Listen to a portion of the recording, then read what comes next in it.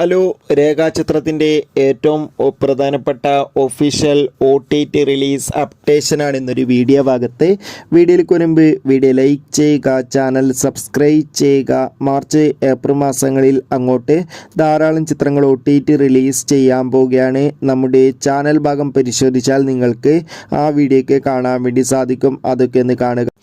ആസിഫ് അലി, അനുശ്വര രാജൻ, മനോജ് കെ ജയൻ, ജഗദീഷ് എന്നൊക്കെ പ്രധാന കഥാപാത്രങ്ങളായ ചിത്രമായിരുന്നു രേഖാചിത്രം.